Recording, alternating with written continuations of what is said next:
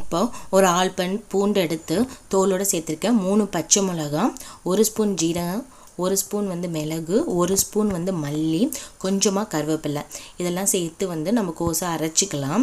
இப்போ கொஞ்சமாக புளி எடுத்து 2 தக்காளி, 1/4 ஸ்பூன் கிட்ட மஞ்சத்தூள் சேர்த்துருக்கேன். இப்போ நம்ம அரைச்சிக்கிட்டதை இதில் சேர்த்துப்போம். சேர்த்துட்டு ரசத்துக்கு தேவையான அளவு நம்ம உப்பு சேர்த்துக்கலாம். இப்போ இதை நல்லா கையாலே மசிச்சுப்போம். எந்த அளவுக்கு நமக்கு ரசம் வேணுமோ அந்த அளவுக்கு நம்ம தண்ணி சேர்த்துப்போம். இப்போ ஒரு மண் சட்டி வச்சு அதில் எண்ணெய், 1 ஸ்பூன் கடுகு, 1 ஸ்பூன் வெந்தயம், 1 ஸ்பூன் ஜீரகம், கொஞ்சமாக கருவேப்பிலை, 1 பச்சை மிளகாய் சேர்த்துருக்கேன். இப்போ பூண்டு நல்லா நச்சு இதில் சேர்த்துக்கிறேன். நல்லா வதக்கி விடுங்க. நல்லா வதங்கினதுக்கப்புறம் கொஞ்சமாக பெருங்காயத்தூள் சேர்த்துருக்கேன். இப்போ கரைச்சி வச்ச ரசத்தை சேர்த்துப்போம்.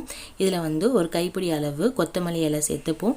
இப்போ ஒரு சின்ன துண்டு வெல்லம். இப்போ பார்த்தீங்கன்னா 1 ஸ்பூன் கிட்ட மிளகு சேர்த்துருக்கேன். இப்போ நல்லா நுரைச்சி வந்துருச்சு. அவ்வளோதான் ஃப்ரெண்ட்ஸ்.